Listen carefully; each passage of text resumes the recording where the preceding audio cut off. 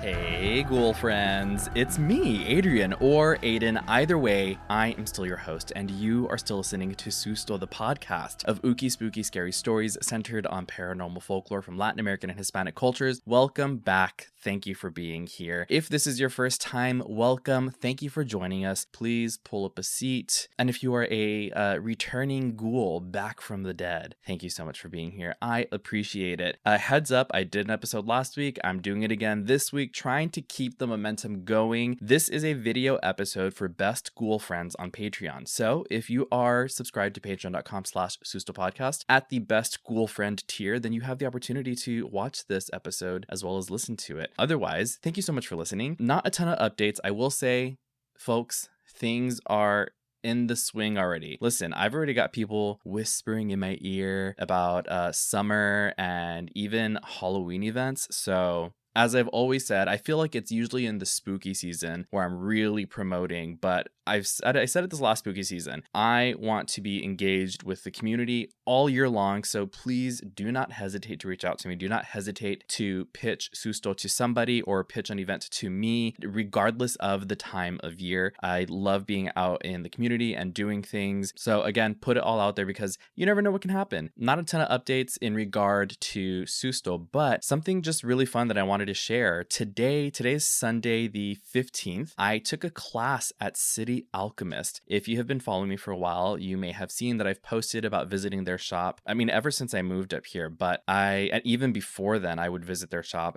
They're one of my favorite spots here in Austin. If you've never been, it is Where the Witches Shop in Austin, Texas. I love being in their space. They just moved next door to a bigger space, and so it's really nice. The energy has always been great, but it's like, for me personally, and I don't know what they would say, but the energy it just feels more like free flowing. And again, because it's a bigger space, that makes sense, right? Anyway, I took a class today. It was a limpia de huevo, or an egg cleansing class. And I grew up getting limpias with the egg. So it just, it was a great class because they did a tutorial, but they also gave kind of a lecture on some of the history behind the practice of an egg cleanse and the symbolism. And it was just really cool to have that hands-on teaching space or experience with them. So big, huge shout out to City Alchemist and Alexis and Eric. You all did amazing. And it was just really fun. It did bring up a lot of questions for me. I need to call my mom and say, hey,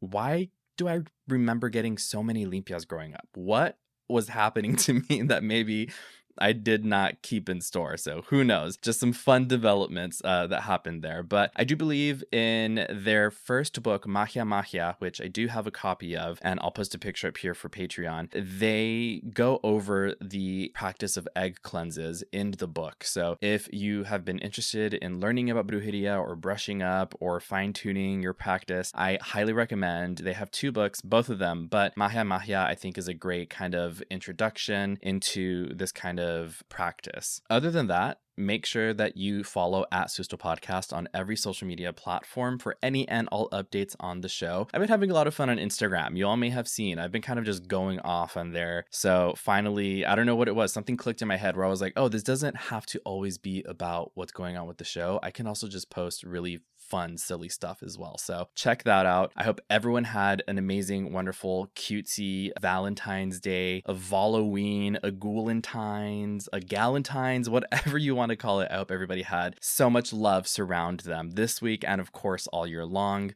Jeff and I made a post about it on Instagram. We went to House of Torment here in Austin. It is a local haunt and they were doing a, I guess, Valentine's adjacent haunt. It was called Love Bites and it was all about vampires, and I had so much fun there. The scare actors were amazing. It was my first time visiting House of Torment and hopefully will not be my last. Y'all get your money's worth. I think it was a great haunt. I don't want to go into too many details. I'll just say it was worth every penny and more. And House of Torment, if you're listening, hey, personally invite a ghoul out if you want to. Either way, I will be going back. But hey, what's up? Loved it.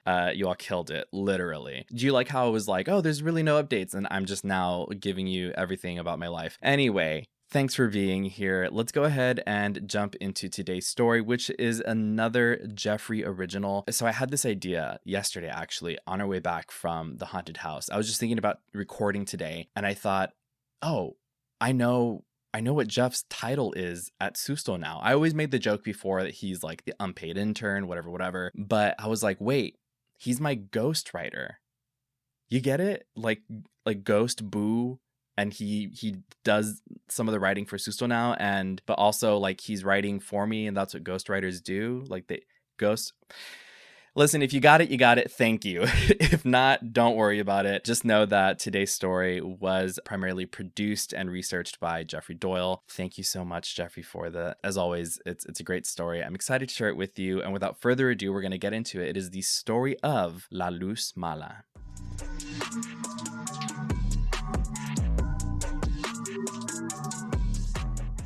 Hey, what's up? I'm Charlie. And I'm Tyler. And we are Believing the Bizarre, a paranormal podcast that dives into the unknown and the unusual every Tuesday. We discuss hauntings, cryptids, aliens, UFO encounters, conspiracies, and more. And we break down whether or not we find them believable. All right, listen, if you're not paying for electricity, you're not paying for dinner. Saw a terrifying looking face pressed to the window with gaping eyes. Almost reached it when the laughter stopped suddenly, and a sound behind me made me turn around. Sorry, I was gonna do it, but then I had SpaceX.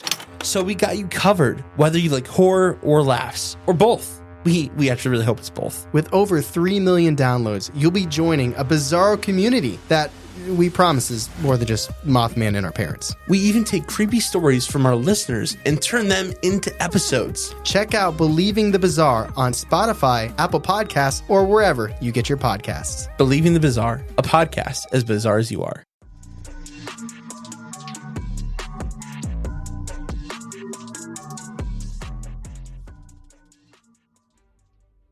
Julian Ramos had always been a man hungry for power, though he had little of it. He was not a landowner, nor a man of wealth, nor anyone the town truly respected. He worked for Don Ibarra, one of the largest cattle ranchers in Rio Negro, a man known for his cruelty and greed. Ibarra kept many men like Julian close, men too poor to refuse him and too proud to question him. That was when Tomas entered his life. Tomas was a northerner, a stranger in Rio Negro. He had come looking for work, desperate to feed his family. Unlike Julian, he was kind, honest, and, worst of all, unafraid of Don Esteban. Julian hated him immediately. It wasn't just that Tomas was a better worker. It was that he spoke out. When Ibarra tried to underpay the men, Tomas had argued. When Ibarra let his overseers beat a peon half to death, Tomas had stepped in. And when the whispers began that some of the workers were planning to stand up to Ibarra, Tomas's name was the first to be spoken. Julian didn't care about the suffering of others, but he cared about his place. He was not going to let a man like Tomas take it from him. So, when Ibarra's few faithful men gathered at a local bar one night, drunk and angry about the troublemaker from the north, Julian saw an opportunity. Leave him to me. Julian had planned only to scare him. He waited until Tomas walked home alone, taking the dirt road that led towards his rented shack in the hills. Julian, followed by his friend Ramiro, was drunk and eager for a fight. They confronted Tomas near an old tree, the moonlight glittering through the leaves. "Do you think you're better than us, Tomas?" Julian sneered. Tomas, familiar with Julian's ego, stood his ground. "Leave me alone, Julian." But Julian could not be stopped now. He pushed Tomas hard, and Ramiro laughed. Tomas pushed back, and then Julian saw red. He swung first, a hard blow to Tomas's jaw. Then Ramiro joined in. The fight went from taunting to brutal. Julian hadn't meant to kill him, but rage and the fear of being humiliated clouded his judgment. When Tomas collapsed to the ground, screaming for help while coughing blood, something inside Julian snapped. He lifted a rock and brought it down hard. Once, twice, until there was no more movement. Ramiro's laughter stopped, and he took a staggering step backward. Julian's breath was ragged, his hands were slick with blood, and Tomas was dead. For a moment, no one spoke. Then Ramiro whispered, "What do we do?" Julian wiped his mouth, forcing his voice to be steady. "We bury him. Because if anyone found out what they had done, they would both hang for it." They dug a grave near the river, far enough that the rains would wash away the evidence. By the time they finished, dawn was breaking over the horizon. They swore never to speak of it again. And for a time, Julian convinced himself it was over and in the past. But the dead do not forget. And some debts, no matter how deep you bury them, are never truly gone. 2 weeks later, Ramiro left town. He told no one. One night he was drinking at the bar, and the next morning, his house was empty. Without Ramiro, Julian continued to drink alone in the bar until the night an old man came running in, pale as a corpse. "I saw it! La Luz Mala, I saw it!" The others laughed. Julian did not. He grabbed the old man by the collar, dragging him outside. "Where?" he demanded. The old man's hands shook as he pointed toward the countryside. "By the river." Julian could not sleep that night and decided he needed to leave that life behind him once and for all. Years passed. Julian changed. He stopped drinking and started to build a better life for himself. He settled down, married Elena, and had a daughter, Sofia, his light in the darkness. With all the joy he now had, Julian had done his best to forget his past. But the dead do not forget. It was a peaceful life until the night the light appeared. Julian had just finished his evening yerba mate when he stepped outside for a breath of fresh air. The night was clear, the sky dusted with stars, but something felt wrong. The air was too still. Even the crickets had gone silent. That's when he noticed it. A small, pale light approaching his home from just beyond the barn. Julian thought it could be a lost traveler, but it was no lantern. It flickered and pulsed like a living thing. Julian frowned. He tried to forget about his past. He had convinced himself that the old man who claimed to see La Luz Mala was just drunk and confused. But here he was, seeing a suspicious light. As he stepped forward, the light moved back, almost as if it knew he was watching. He took another cautious step. The light receded further, keeping just out of reach. A sudden chill ran through him. It was trying to lead him back in the direction of the river. The urge to call out, "Who's there?"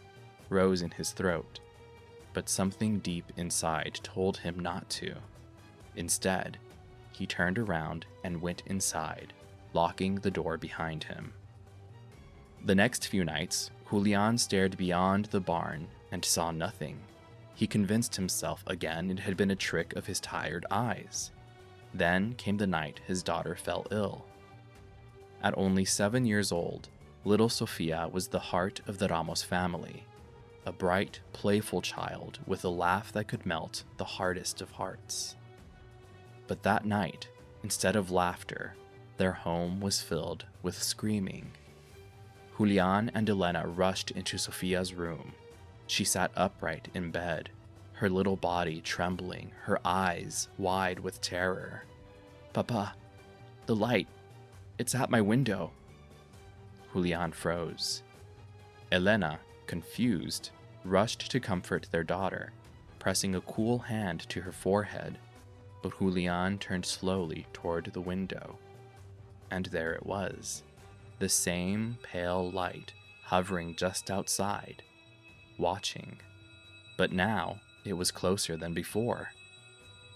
He ran to the window, yanked the curtains shut, and grabbed his shotgun from the corner of the room. Without a word, he stormed outside, heart pounding in his chest. The light was gone, but the air was thick, heavy like before a storm. And then he heard it. a whisper. Soft at first, carried by the wind, a single unintelligible voice, then another, and another, surrounding him. Julian turned wildly, pointing the shotgun into the dark. His hands were slick with sweat. "Show yourself, damn it!" Silence. He took a slow step forward. The barn door creaked in the wind. A cow let out a soft, uneasy moan in the distance. Then the light returned. But this time, it was not alone. 2 more lights blinked into existence behind it. Then a 4th, a 5th, a dozen, floating in the darkness surrounding his house. A wave of ice-cold fear washed over him. His chest felt tight, as if something unseen was pressing down on him. The shotgun felt useless in his hands. And then, just as suddenly as they appeared, they vanished. Julian staggered back inside. Sophia had fallen into a deep, feverish sleep, her tiny chest rising and falling in sharp, shallow breaths. Elena sat beside her, whispering prayers under her breath. Julian said nothing about what he had seen, but that night he did not sleep. The next morning, Julian went into town and sought out the oldest and wisest man he knew, Don Ibarra, his former boss, who was now retired. When Julian described the lights, Don Ibarra's face grew grave. They are lost souls, spirits trapped and searching for rest. Julian swallowed hard. He knew who the lost soul was. What does he want? Don Ibarra studied him for a long time. Then, in a voice just above a whisper, he said, "Someone here has a debt with the dead." Julian's blood ran cold. He returned home before sunset. That night, as the candles flickered inside their house, he gathered his family, holding Sophia close. The lights returned, but instead of chasing them, Julian did something different. He knelt in the doorway and, with a shaking voice, began to pray aloud. He asked for forgiveness. He asked for peace. He asked the wandering souls to move on. The lights did not move, but the whispering grew softer. Sophia stirred in her sleep, her fever breaking. The tension in the air lifted. The lights did not return to the house. Sophia grew strong and healthy, but Julian withered from the toll his guilt was taking on his body. He had almost brought a curse to his family. He eventually turned back to drinking.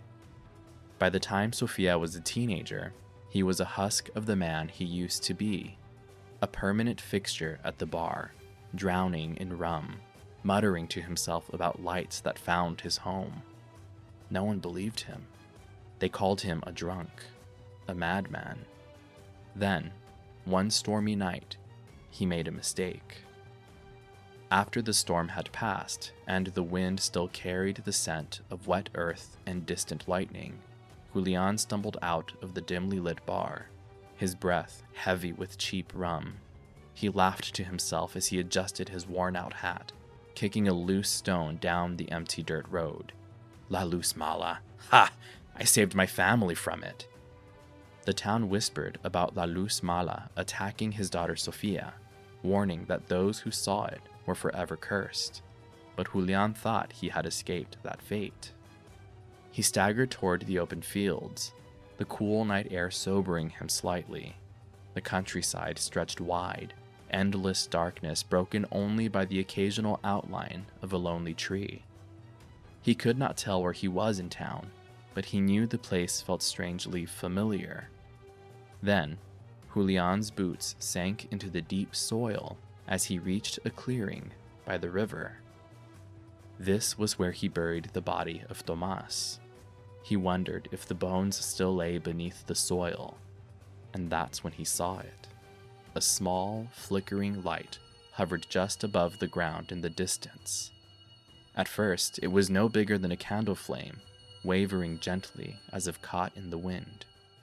Julian squinted. His mind raced. Was it La Luz Mala again? Maybe it was just a lantern in the distance, but the longer he stared, the larger the light became. So, you've come back for me? I've stopped you once in your life and once in your death. I can stop you again, Tomas. Julian's proud, evil former self surged forth. He thought he buried that side of himself, but that man was always inside. He raised his hands and put them together, mocking the prayer that once saved his family, and took a step forward. The light stopped moving. The night had gone silent. No crickets, no wind, nothing. A chill ran through his spine. Then, the light changed. It flared a deep blood red, pulsing like a beating heart. The air thickened, pressing down on his chest. His drunken bravado faded as he took an instinctive step back. Suddenly, the light surged forward. Julian turned to run, but his legs wouldn't move. His body felt frozen, held by something unseen. The light rushed toward him, growing impossibly bright until it filled his entire vision. Then came the whispers. At first soft, then louder, surrounding him, 100 voices overlapping, speaking in a language he did not understand. Then came the screams of Tomas letting out his last breaths of life. They were joined by dozens, possibly hundreds of other screams, piercing, endless wails of something once human but no longer. The light engulfed him, and in its center he saw. "No," he said. His mind refused to comprehend it. His mouth stretched open in a silent scream as the world collapsed around him. The villagers found his body just after sunrise, curled into a fetal position in the exact spot where La Luz Mala had appeared. His face was twisted in terror, eyes wide open, mouth frozen mid-scream. His skin was cold as stone, and his hands were balled up so tightly that his nails had pierced his own palms. No one dared move him until the priest arrived. "He saw something," the priest whispered as he traced a trembling cross over the corpse. "Something no man should ever see." Elena and Sofia buried Julian that afternoon. No one spoke a word. They never knew why La Luz Mala came for him. That night, as the wind howled through the empty fields, a small red light flickered, waiting. Julian was not the only person who was there the night Tomas died. Ramiro may have fled town, but he still owed a debt.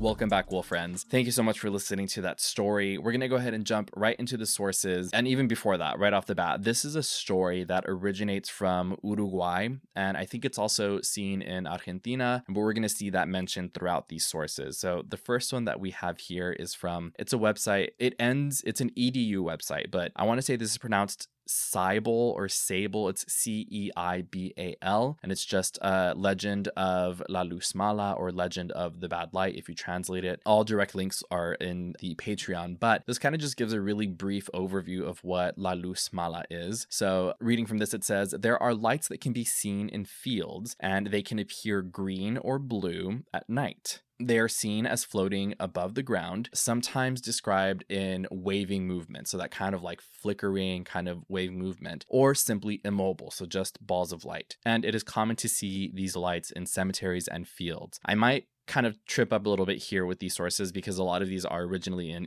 Spanish and then they're roughly translated to English. But this continues that in Uruguay, this is what is popularly known as La Luz Mala. Legends say that these luminescences are souls in pain who are wandering on the earth for having suffered a violent death and are demanding justice. There is also a belief among the countrymen that when a bad light chases a person or appears to a person, it is a bad omen for death. much like many things that we see here on Susto, it's usually like there's omens, or even if it's like a spirit or a monster, if you hear them or if you see them in certain contexts, then it means that they're an omen for bad news or even death. This continues, according to popular belief, it is also said that the greener the light, like the greener of the tone of the light, the more evil it is, or the more severe of an omen it is. Tradition teaches that when someone encounters a La Luz Mala, that firearms do not work, guns do not work. So as was included in the story, that although Julian had his shotgun when he went out to chase the light and he was confronted with multiple lights, the gun just felt useless because according to legend, firearms are useless against us. How do you shoot light, right? But also I would kind of suspend my kind of like grip on reality for some of these things, because what is effective is if someone bites down on the, I'm assuming they mean like the handle of a knife. So you say a prayer and you bite down on the knife, and I guess you just hold it in your mouth as you make your escape. This says one of the locations that it's reported that people have seen the Luz Mala is Sierra de las Animas. It says it's a range in Uruguay, and this is just like a really, really nice mountainous kind of open green like kind of valley. It looks like, from pictures that I'm seeing here, it looks really nice. And Google is telling me that it is about a 14-hour flight from here. So I mean, it looks nice enough to visit to me, but this is kind of one of those places where it's seen. I do want to say though that this is kind of reminding me of a will-o'-the-wisp or willow-wisp. It says here, in folklore, a will-o'-the-wisp or willow-wisp or ignis fatuus, Latin for foolish flame, is an atmospheric ghost light seen by travelers at night, especially over bogs, swamps, or marshes. And I want to say this phrase,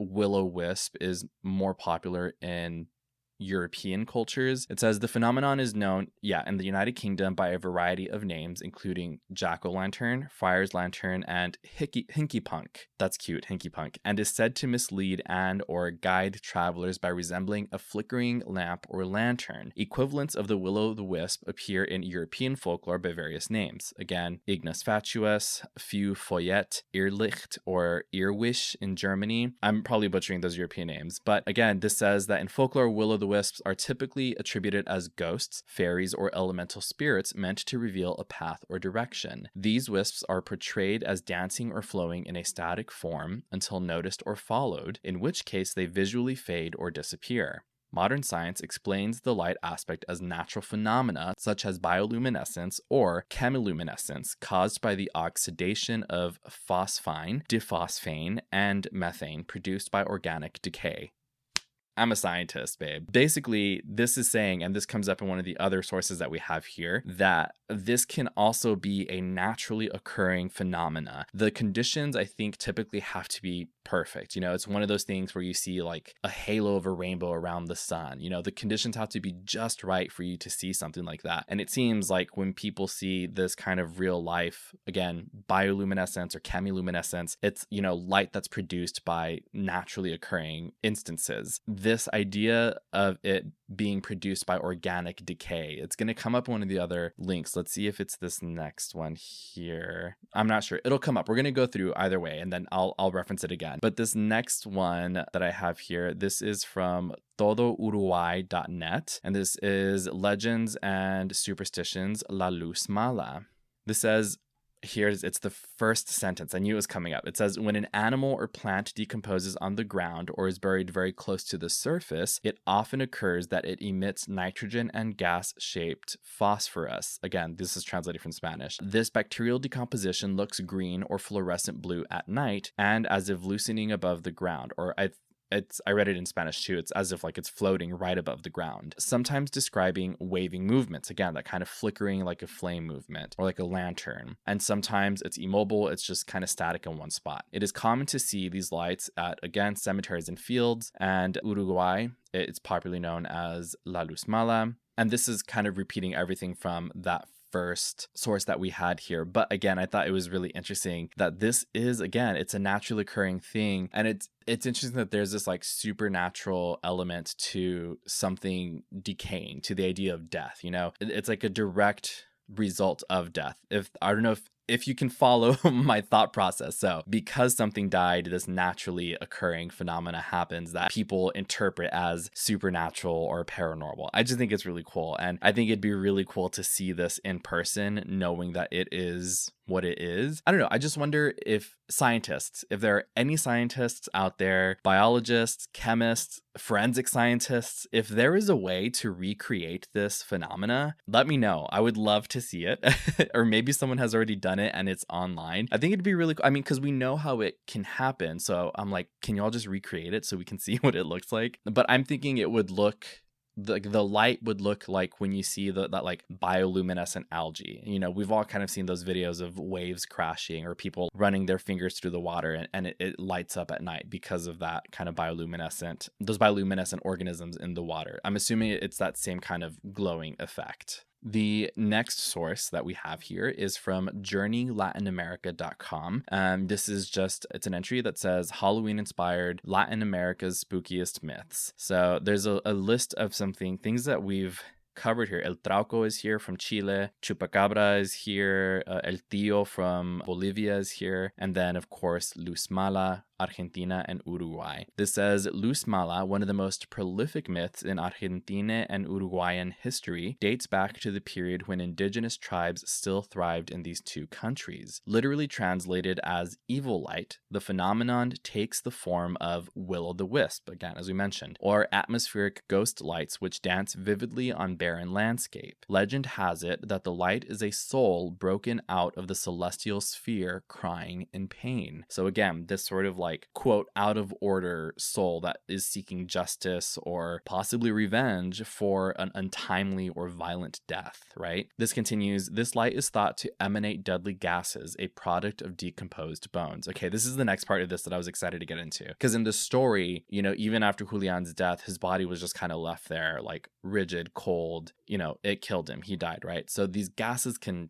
kill whatever these will-o'-wisps are made of, or they emanate this gas is deadly, right? But this idea, it says a product of decomposed bones, and it's going to mention it, I think, if not in this source, in the next one. But this says, according to the gauchos, who traditionally dominate these barren plains, this Luz Mala appears during the driest times of year. As with many mythical stories involving a brilliant light, the myth suggests that men have been tempted to venture towards the source of the light, only to find broken pottery remnants containing human remains. However, it is worth noting that when the bright, sparkling light appears at the foot of a hill, it is thought to point to buried treasure which only the bravest can uncover. Keep that in mind.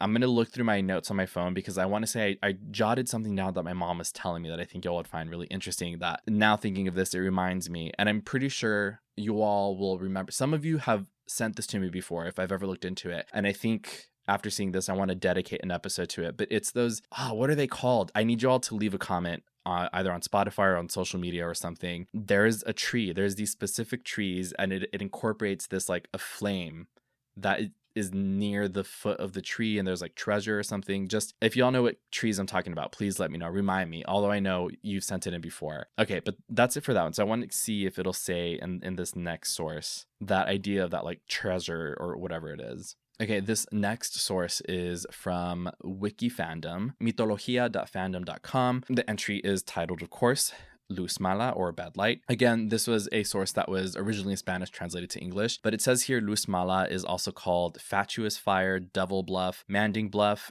or Andes Bluff, is one of the most famous myths of folklore in, again, Argentina and Uruguay. Again, it's talking about the light. Here, though, it has a detail, and it's mentioned in the story, too, that the light could also be red or white. And in some other sources, there's like a varying kind of, there's a spectrum of colors that this light can be, from like blues to greens, and now we have reds and whites. And then earlier sources, right, said that the greener the light is, the more kind of evil or a sinister or the more severe of an omen it is. And I want to say here they say that red is that kind of color too. So red and green, Christmas, Santa, rearrange the letters, Satan.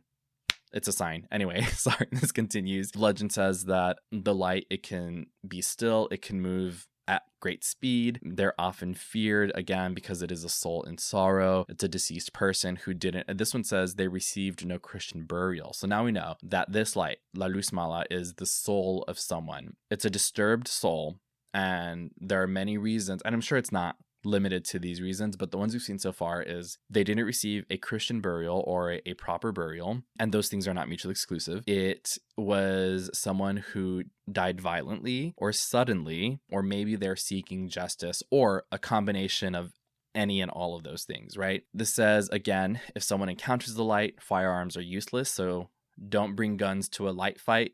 Bring a knife, right? Because it also says to bite on the handle of the knife. The one thing that I wanted to see here, that I wanted to talk about here. Okay, so this says that usually no one digs where the light comes out of. So if it's floating above one spot on the ground, that you can dig there might possibly be something, but people are kind of wary because it can also be dangerous. So this says that a few who have seen the light and they've dug in those areas, they've found metal objects, pieces of indigenous pottery. Sometimes they say that there's deadly gas. So if there's like a container or something, or even maybe it's just like a pocket of gas underground, and like if you dig into it, that gas, it'll come out and hit you in the face, and it could kill you, right? So people advise against doing that, or if you're going to do it, cover your mouth or hold your breath until everything's all clear and you've gone away. Like, I guess you got to just move fast, right? So you don't breathe in potentially dangerous gases that are trapped underground. This also continues, white light that appears at the foot of the hill is good, and where it is hovering above, you need to put like a dagger or a marker or something on the ground there, and that you can go there the next morning during the daytime, and that you can find gold and silver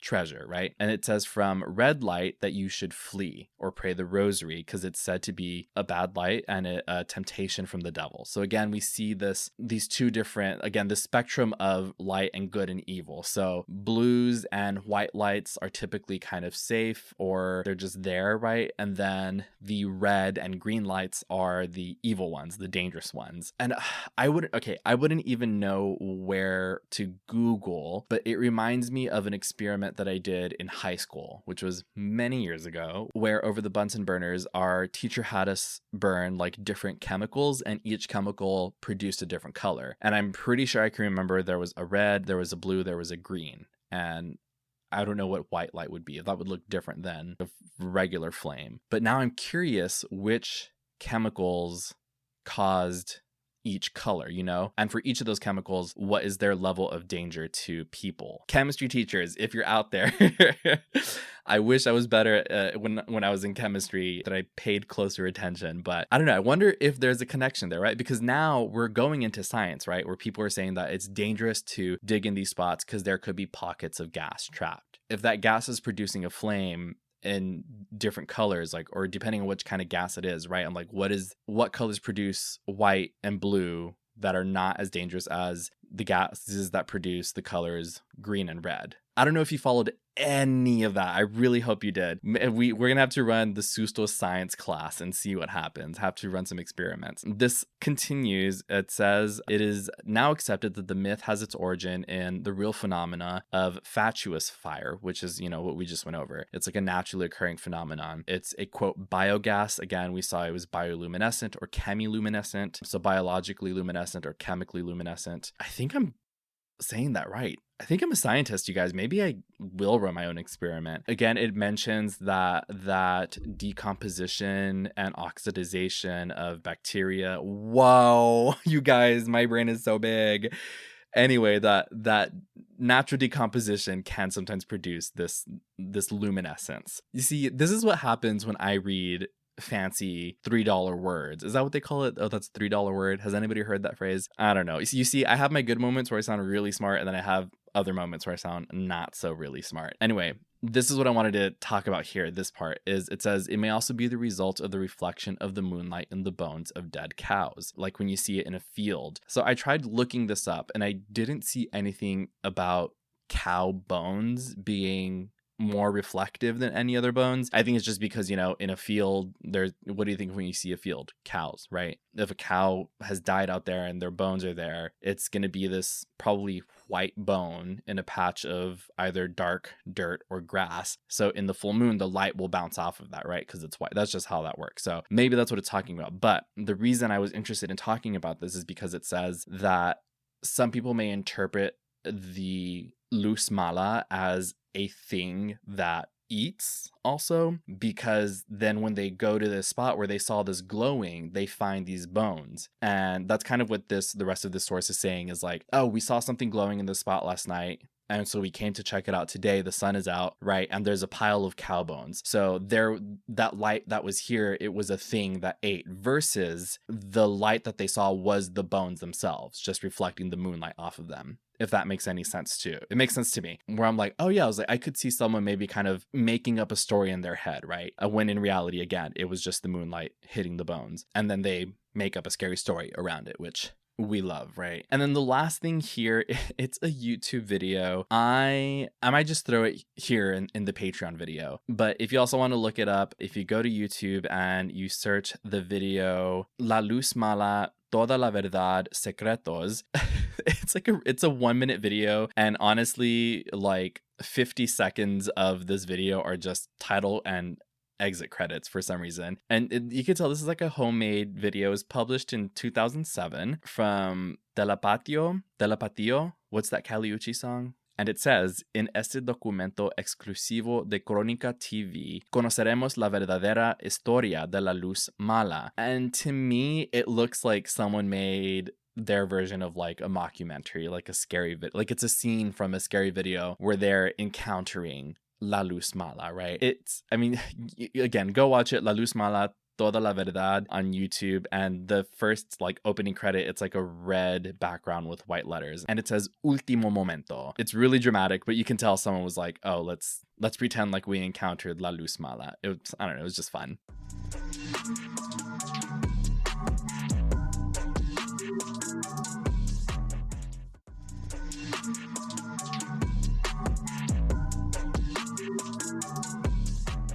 Welcome back, ghoul friends. Thank you so much for sticking around for today's episode. It was my pleasure, and I hope that you enjoyed it. As always, if you would like to hear your story on a Letters from the Beyond episode, please feel free to visit sustopodcast.com or linktr.ee/sustopodcast. And there is a link on both of those pages to submit your own story. It is an official Letters from the Beyond form where you can also drop in multimedia. So if you have photos, video, audio recording, send all of that in, fill out the little form, and it'll come directly to me, and it'll end up either on a Letters from the Beyond episode or on the social media pages, which are at Susto Podcast on every platform, where you can follow for any and all updates and just kind of general fun, spooky stuff. If you enjoyed today's episode, please make sure to leave a 5-star rating and or positive review wherever you are listening. It is the easiest way to support the show by doing that, by liking, subscribing, sharing it with your network of ghouls and saying, hey, check out this podcast. I really think you'd like it because I love it. If you do that, I don't know if you knew this, if you do that, you get 7 years of good luck.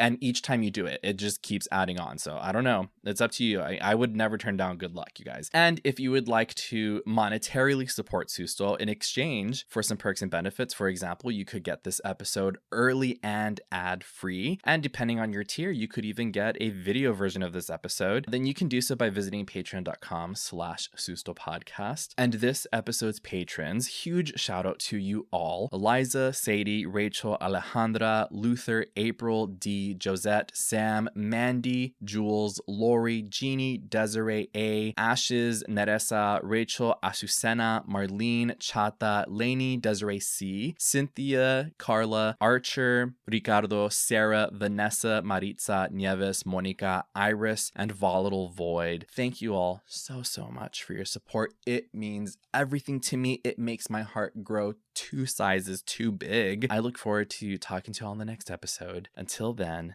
thank you so much for your support. Thank you again to Jeffrey, my ghostwriter, for producing today's story. I will talk to you in the next one. And until then, no te asustes. Bye.